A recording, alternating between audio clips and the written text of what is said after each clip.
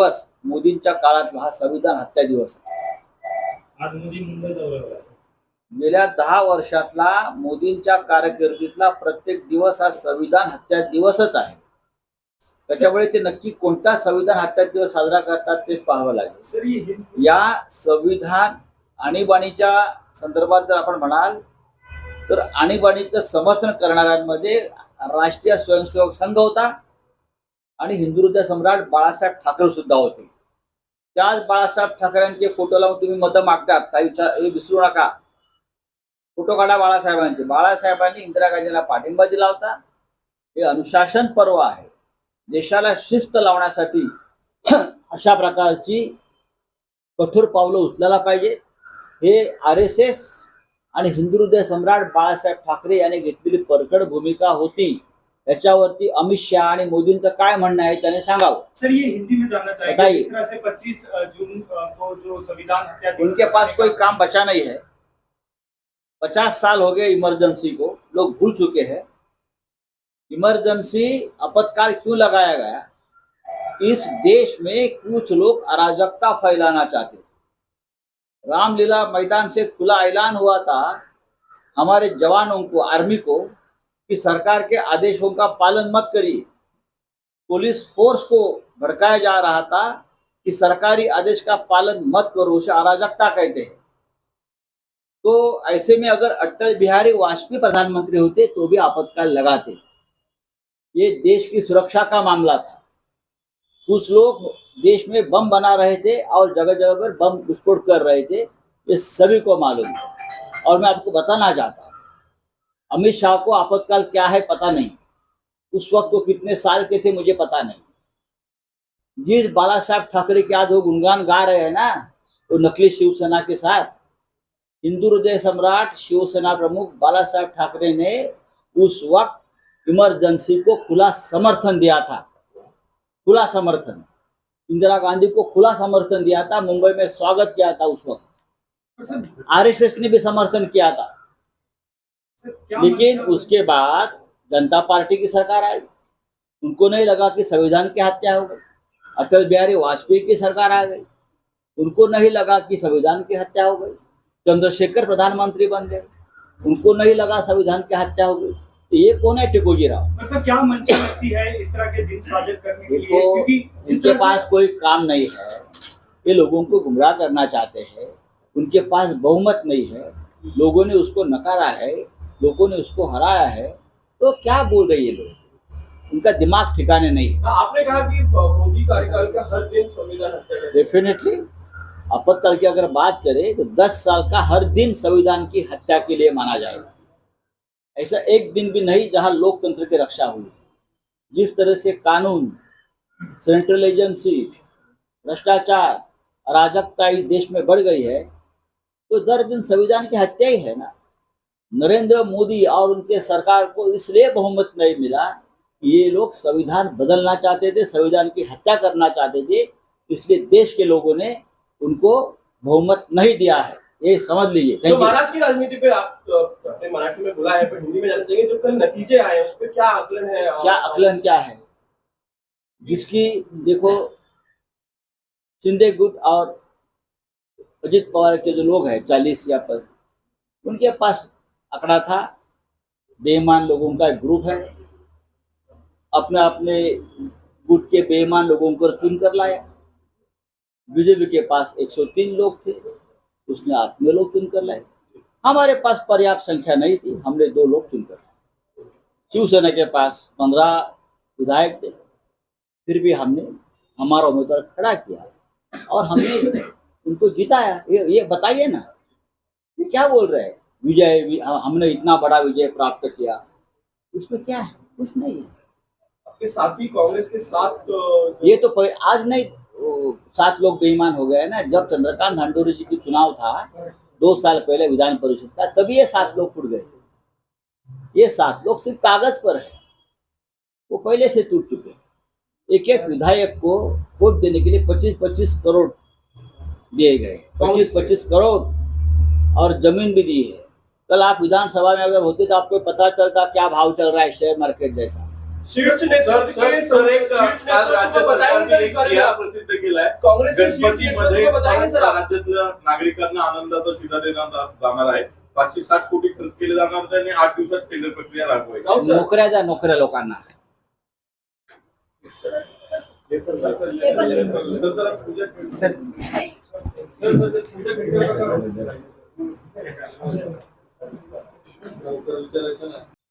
कपिल पाटलांच्या ट्विटच्याच अनुषंगाने आशिष शेलार म्हणतात की जयंत पाटलांचा पराभव उभाटानेच केलेला आहे. हे पहा, आशिष शेलारना काय पडलंय तुमचं तुम्ही बघा ना, आमचं आम्ही बघू ना.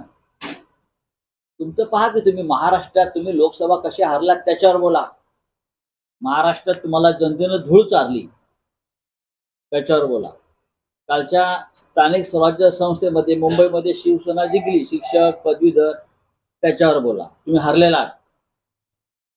आम्ही आमच्या जागा जिंकल्या. तिसरी जागा ही अनवॉन्टेड होती. आमच्या भाषेमध्ये प्रयत्न करूया, प्रयत्न कमी पडले. तुम्ही जसं म्हटलं की चंद्रकांत हंडोरेंचा पराभव सुद्धा या 7 लोकांनी नक्कीच. केला. आता सुद्धा तेच 7 लोक आहेत. मग काँग्रेसकडनं तशी कारवाई या 7 लोकांवर मला असं वाटतं, मी नाना पटोले यांचं निवेदन मी पाहिलं की या 7 लोकांवरती जे आहेत त्यांच्यावर कारवाई केली जाईल असं. नाना पटोले जे पक्षाचे प्रमुख आहेत, महाराष्ट्राचे नेते आहेत काँग्रेस पक्षाचे, महाविकास आघाडीचे, त्यांनी काल हे सांगितलंय की जे गद्दार आहेत, ज्यांना पक्षात राहून जे गद्दारी करतात त्यांना बाहेरचा रस्ता दाखवला जाईल असं काल नाना पटोले यांचं मी स्टेटमेंट पाहिलेलं आहे. अफगाणिस्तानवर अरे, कांदा मागवलेला आहे. विधान परिषदेवरून अफगाणिस्तान सर हिंदी में सर हिंदी विनायक राऊत यांनी या सगळ्या याच्यामध्ये एकूण काँग्रेसची मतं पुन्हा ही आधीच चर्चा होती. असं असताना सुद्धा काँग्रेसचे प्रदेशाध्यक्ष मुंबईत न राहता वारीमध्ये ते सहभागी झालेले होते. नाना कारण पटोले एवढी महत्त्वाची काल- निवडणूक असताना नाना पटोले काल निवडणूक होईपर्यंत विधान परिषदेमध्ये ठाण मांडून बसले होते. आम्ही त्यांच्या बरोबर होतो. नाना पटोले जे होते, बाळासाहेब थोरात, पृथ्वीराज चव्हाण, विजय वडेट्टीवार आणि महाराष्ट्राचे इन्चार्ज रमेश चेंथिरा, हे सगळे काल संपूर्ण मतदान पूर्ण होईपर्यंत विधान परिषदेमध्ये ठाण मांडून बसले. कांद्याचा प्रश्न सर, किती रुपये दिले गेले? आमदारांना किती रुपये दिले गेले? किती आमदारांना 2 एकर जमीन दिली गेली? काही आहे का काही? आहे ना, पण ते काय तुम्हाला सिद्ध करता येतं का? बघा, जे आमदार स्वतःला धर्मनिरपेक्ष समजतात, समाजवादी विचारांचे समजतात, असे अनेक लोक आहेत. कालच्या आमदारांचा भाव जो फुटलेला आहे हा 20 कोटीपासून 25 कोटीपर्यंत. आणि महाविकास आघाडी बरं का असे खेळ कधी करणार नाही. ठीक आहे, त्यांच्याकडे पैसे आहेत, ज्यांची समृद्धी वाढलेली आहे, त्या समृद्धीतून हा पैसा जाऊ शकतो. पण ही निवडणूक साधी नव्हती, ही निवडणूक सोपी नव्हती, ही निवडणूक पैशाची होती. ही निवडणूक जनशक्ती विरुद्ध जनशक्ती ही अशाच प्रकारे होती. आम्ही आमच्याकडे जेवढी मतं होती त्या मतांच्या ताकदीवर निवडणूक लढलो आणि आमची मतं आम्हाला मिळाली. कांद्याचा प्रश्न आहे सर. 200 टन कांदा जो आहे तो अफगाणिस्तानवरून मागवलेला आहे महाराष्ट्रामध्ये. शेतकऱ्यांना भीती वाटते की कांद्याचे भाव जे आहेत आता कोसळतील. काही गरज नाही खरं म्हणजे अफगाणिस्तानमधून कांदा मागवण्याची. महाराष्ट्रातल्या शेतकऱ्यांचा कांदा इथे सडतोय, पडू नये, त्याला भाव नाही. आणि शेतकऱ्यांना 4 पैसे जेव्हा मिळू लागतात तेव्हा बाहेरून कांदा मागवला जातो. महाराष्ट्रातल्या शेतकऱ्यांच्या बाबतीमध्ये अशा भूमिका, शेतकऱ्यांना नुकसान पोहोचवण्याच्या भूमिका या कायम घेतल्या जातात. आता या राज्यामधले अनेक मंत्री केंद्रामध्ये आहेत. आम्ही आता पार्लमेंटला हा विषय उचलू. विनायक राऊत यांनी एक याचिका दाखल केलेली आहे नारायण राणेंच्या विरोधात की त्यांनी दमदाटी करून शेतमालातून पैसे वाटून लोकसभा निवडणूक. चौकशी समिती नेमण्याची मागणी केली. त्यांनी एक इलेक्शन पिटिशन केलेलं आहे विनायक राऊत यांनी, आणि ते फार अत्यंत महत्वाचं आहे. या निवडणुकीमध्ये सिंधुदुर्ग रत्नागिरी मतदारसंघामध्ये घराघरामध्ये पैशाचं वाटप झालं. काही लाख मतं विकत घेण्यात आली आणि त्या प्रकारचे पुरावे, त्या खरेदी विक्रीचे पुरावे मतदारांचे, व्हिडिओ शूटिंग, हे आम्ही त्याला जोडलेलं आहे. मतदारांना आमिष दाखवण्यात आली, मतदारांना धमकावण्यात आलं, मतदारांच्या घराघरामध्ये पैशाची पाकिटं फेकण्यात आली. हे सगळे पुरावे आमच्या हातामध्ये आहे आणि त्याच्यामुळे इलेक्शन पिटिशन जे आहे रंगतदार होणार. चला सर, हिंदी में संविधान हत्या दिन संविधान हत्या दिन साजरा करायचं ठरवलंय या केंद्र सरकारने. काय संविधान हत्या दिन 25 तारीख जी आहे तर अमित शहानी असं अनाऊन्स केलंय की संविधान हत्या दिवस साजरा करू जेव्हा इमर्जन्सी लागली बरं होती. म्हणजे गेल्या 10 वर्षामधला प्रत्येक दिवस मोदींच्या काळातला हा संविधान हत्या दिवस आहे. आज मोदी मुंबई दौऱ्यावर आहे. गेल्या 10 वर्षातला मोदींच्या कारकिर्दीतला प्रत्येक दिवस हा संविधान हत्या दिवसच आहे. त्याच्यामुळे ते नक्की कोणता संविधान हत्या दिवस साजरा करतात ते पाहावं लागेल. सर, ये हिंदी या संविधान आणीबाणीच्या संदर्भात जर आपण म्हणाल तर आणीबाणीचं समर्थन करणाऱ्यांमध्ये राष्ट्रीय स्वयंसेवक संघ होता आणि हिंदू हृदय सम्राट बाळासाहेब ठाकरे सुद्धा होते. त्याच बाळासाहेब ठाकरेंचे फोटो लावून तुम्ही मतं मागतात काही हे विसरू नका. फोटो काढा बाळासाहेबांचे. बाळासाहेबांनी इंदिरा गांधींना पाठिंबा दिला होता. हे अनुशासन पर्व आहे. देशाला शिस्त लावण्यासाठी अशा प्रकारची कठोर पावलं उचलायला पाहिजे. हे RSS आणि हिंदू हृदय सम्राट बाळासाहेब ठाकरे यांनी घेतलेली परखड भूमिका होती. याच्यावरती अमित शहा आणि मोदींचं काय म्हणणं आहे त्याने सांगावं. सर, ये हिंदी में जानना चाहेंगे बताइए। जिस तरह से 25 जून को जो संविधान हत्या दिवस उनके पास कोई मनाने काम बचा नहीं है. 50 साल हो गए इमरजेंसी को, लोग भूल चुके हैं. इमरजेंसी आपातकाल क्यों लगाया गया? इस देश में कुछ लोग अराजकता फैलाना चाहते थे. रामलीला मैदान से खुला ऐलान हुआ था हमारे जवानों को, आर्मी को, कि सरकार के आदेशों का पालन मत करिए. पुलिस फोर्स को भड़काया जा रहा था कि सरकारी आदेश का पालन मत करो, उसे अराजकता कहते हैं. तो ऐसे में अगर अटल बिहारी वाजपेयी प्रधानमंत्री होते तो भी आपातकाल लगाते. ये देश की सुरक्षा का मामला था. कुछ लोग देश में बम बना रहे थे और जगह जगह पर बम विस्फोट कर रहे थे.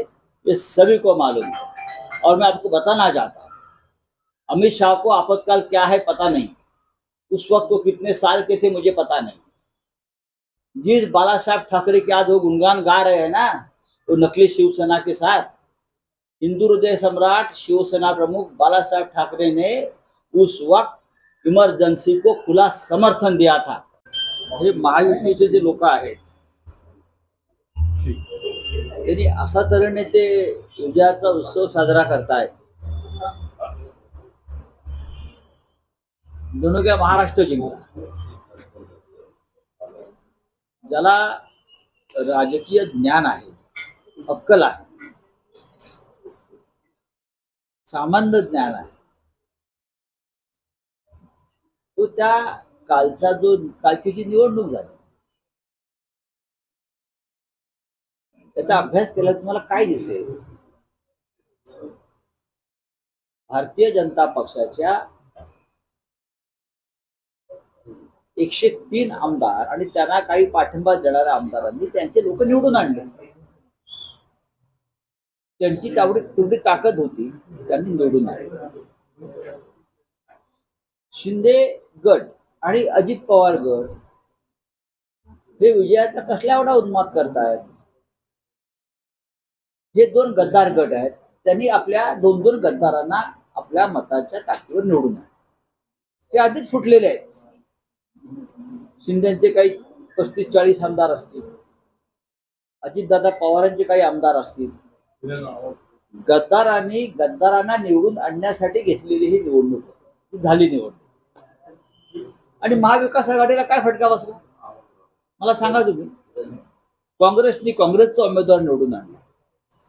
शिवसेनेकडे कोटा नसताना सुद्धा शिवसेनेनं उमेदवार टाकला आणि काँग्रेसच्या मदतीनं आम्ही आमचा उमेदवार निवडून आणला. एक लक्षात घ्या, काँग्रेसची 7 मतं फुटली. हे काय लपून राहिलेलं नाही. स्वतः काँग्रेसचे अध्यक्ष नाना पटोले यांनी ते मान्य केलं. 7 मतं फुटली, या सुद्धा आश्चर्य वाटण्यासारखं काहीच नाही. ते आधीच फुटलेले आहेत. मागच्या विधान परिषद निवडणुकीत चंद्रकांत हंडोरे यांचा पराभव करणारे हेच 7 लोक आहेत. चंद्रकांत हंडोरे हे जे निवडणुकीत पराभूत झाले 2 वर्षापूर्वी, तेव्हाही या 7 लोकांनी बेईमानी करून आपल्याच उमेदवाराला पाडलं. त्याच्यामुळे आम्हाला फार मोठा धक्का बसलाय किंवा महाविकास आघाडीला धक्का बसलाय हे मानण्याची गरज नाही. आमची जेवढी शिवसेनेचं एकही मत कुठलं नाही. राष्ट्रवादी काँग्रेसची मतं ही भाई जयंतराव पाटील यांना 12च्या 12 मतं पडलेली आहेत. आणि काँग्रेसची जी मतं होती 7, वारंवार सांगतोय, ती गेल्या 2 वर्षापासून काँग्रेस बरोबर नाही. ती कागदावर आहेत आणि ती नावांसह समोर आलेली आहे. या 7 लोकांनी मागच्या वेळेला चंद्रकांत हंडोरे यांचा पराभव केला. ते 7 लोक आहेत. त्याच 7 लोकांना घेऊन आपण हा कालचा खेळ केला. त्याच्यामुळे काय तुम्ही महाराष्ट्र जिंकला असं होत नाही. तुम्ही शिंदे आणि अजित पवार गटानं फार मोठी झेप घेतली किंवा फार मोठं युद्ध जिंकलं अजिबात नाही. सरकार आहे, सत्ता आहे, लहान पक्ष असतात, अपक्ष असतात, ते सत्तेबरोबर राहतात. आणि काल आमदारांचा भाव आपण विधानसभेत पाहायला हवा होता. शेअर बाजाराप्रमाणे चढत होता. शेअर बाजाराप्रमाणे भाव तिथे आमदारांचा, या अपक्ष आमदारांचा किंवा लहान पक्षाचा कसा चढत होता ते आम्ही काल तिथे अनुभवलेला आहे. त्याच्यामुळे महाविकास आघाडी ही मजबूत आहे. महाविकास आघाडीनं त्यांची दोन्ही उमेदवार निवडून आणलेले आहेत. काँग्रेसकडे पुरेसं संख्याबळ होतं, त्यांनी निवडून आणलं. शिवसेनेकडे संख्याबळ नव्हतं. शिवसेनेकडे स्वतःची 15 मतं होती. 15 मतं असताना सुद्धा शिवसेनेनं मिलिंद नार्वेकरांना उतरवलं आणि काँग्रेसच्या मदतीनं आम्ही आमचा उमेदवार निवडून आणला. थोडंसं गणित जमलं असतं तर जयंतराव पाटील हे 2ऱ्या किंवा 3ऱ्या पसंतीच्या मतावर जिंकू शकले असते, पण ते गणित जमू शकलं नाही. त्याच्यामध्ये मतं फुटली किंवा एकमेकाला जे पेढे भरवतात, शिंदे फडणवीस, शिंदे पवार, हे हास्यास्पद आहे. पण या सगळ्या जयंत पाटलांच्या पराभवामुळे इंडिया आघाडीचे, महाविकास आघाडीचे छोटे पक्ष नाराज असल्याची चर्चा आहे. मला असं वाटत नाही. आम्ही चर्चा करू. मुळात जयंतराव पाटील एका पक्षाची, त्यांच्याकडे स्वतःच्या पक्षाचा एकही उमेदवार नाही. जे इतर घटक पक्षांवरती आम्ही अवलंबून होतो ते समाजवादी पार्टीचे लोक असतील किंवा MIM असेल, अन्य काही एक पक्षवाले लोक आहेत जे बच्चू कडू नेहमी गर्जना करत असतात. हे सगळे लोक हे शेवटी सत्ताधारी सरकारबरोबर गेले. त्याच्यामध्ये काय फार मोठं. कपिल पाटलांनी ट्विट केले की भाजपप्रमाणे इंडिया आघाडी सुद्धा छोट्या पक्षांना तशी वागणूक देऊ नाही, नये. असं नाहीये. हे चुकीचं आहे. हे चुकीचं आहे. असं काही घडलेलं नाही. जयंतराव पाटील यांच्यासाठी आम्ही सगळ्यांनी प्रयत्न केले. जयंतराव पाटील यांना राष्ट्रवादी काँग्रेसची माननीय पवार साहेबांनी सगळी मतं पडली आणि 2ऱ्या क्रमांकाची मतं, 2ऱ्या पसंतीची मतं ही जयंतराव पाटलांना आम्ही दिली. थोडंसं गणितामध्ये अशा वेळेला चुका होता. जयंत पाटलांचाच विषय आहे. सदाभाऊ खोत यांनी म्हटलंय की शरद पवारांनी त्यांच्या पाठीत अजिबात नाही. बसलेला आहे, त्यांचा विश्वासघात केला. अजिबात आणि नाही. रायगडच्या पराभवाचा त्यांना कुठेतरी फटका बसलाय का? नाही, मला असं वाटत नाही. जयंतराव पाटील हे महाविकास आघाडीतले किंवा शेका पक्ष महाविकास आघाडीतला एक महत्वाचा घटक पक्ष आहे. रायगड जिल्ह्यामध्ये शेका पक्षानं महाविकास आघाडीचं प्रामाणिकपणे काम केलेलं आहे. माननीय शरद पवार यांनी जयंतराव पाटलांसाठी कसोशीने प्रयत्न केले, पण शेवटी आमच्याकडे जी मतं होती त्या मतातच आम्हाला खेळावं लागलं. सत्ता असती, पैसे असते. कालचा भाव तुम्हाला माहिती आहे का आमदारांचा? जे 23च्या पुढे ज्यांना 26 मतं पडली, 25 मतं पडली, 24, त्या आमदारांचा भाव पत्रकाराने समजून घ्यावा. काल शेवटचा भाव किती होता आणि नुसता भाव नव्हता. काही आमदारांना 2 एकर जमीन दिली. कपिल पाटलांच्या ट्विटच्याच अनुषंगाने आशिष शेलार म्हणतात की जयंत पाटलांचा पराभव उभाटानेच केलेला आहे. हे पहा, आशिष शेलारना काय पडलंय तुमचं तुम्ही बघा ना, आमचं आम्ही बघू ना. तुमचं पहा की तुम्ही महाराष्ट्रात तुम्ही लोकसभा कशी हारलात त्याच्यावर बोला. महाराष्ट्रात तुम्हाला जनतेनं धूळ चारली त्याच्यावर बोला. कालच्या स्थानिक स्वराज्य संस्थेमध्ये मुंबईमध्ये शिवसेना जिंकली, शिक्षक पदवीधर, त्याच्यावर बोला. तुम्ही हारलेला आहात. आम्ही आमच्या जागा जिंकल्या. 3री जागा ही अनवॉन्टेड होती. आमच्या भाषेमध्ये प्रयत्न करूया, प्रयत्न कमी पडले.